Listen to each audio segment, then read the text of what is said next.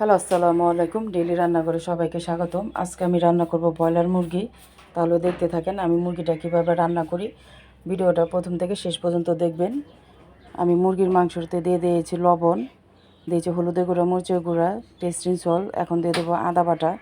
দিয়ে আমি মুরগিটা ভালো করে মেখে নেব।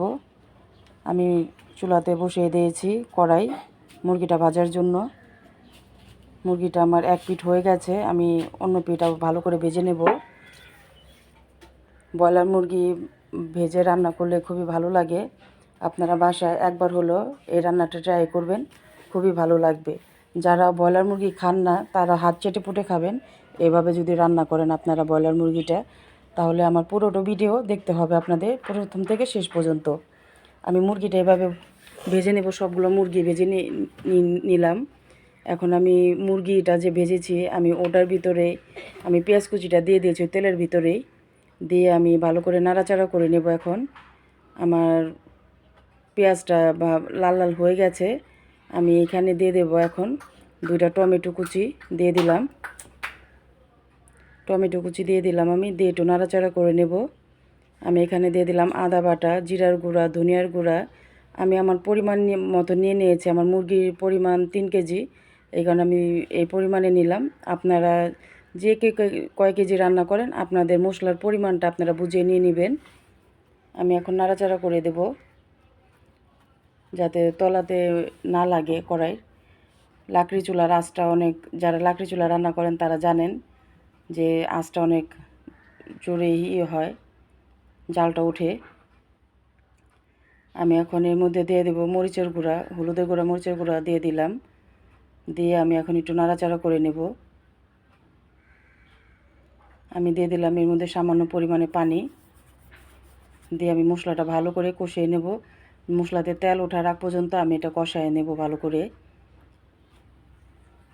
আমার মশলাতে তেল উঠে গেছে, আমি আর একটু কষাবো এটা। আপনার মশলাটা যত কষাবেন তত আপনার তরকারির স্বাদটা ভালো লাগবে, খেতেও মজা লাগবে, মশলার কোনো গন্ধ আসবে না। আমি আবার নাড়াচাড়া করে দিলাম। এখন আমি এর মধ্যে দিয়ে দেব মুরগিটা ঢেলে দিলাম। দিয়ে আমি মুরগিটা ভালো করে নাড়াচাড়া করে নেব। আমি এখানে কোনো পরিমাণে পানি অ্যাড করিনি, আমি মুরগিটা ভালো করে কষায় নেব।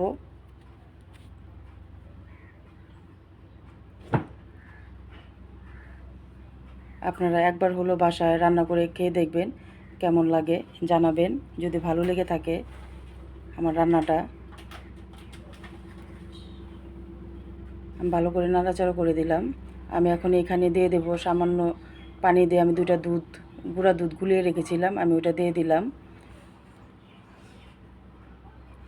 আমি দুধটা দিয়ে ভালো করে নাড়াচাড়া করে নিব।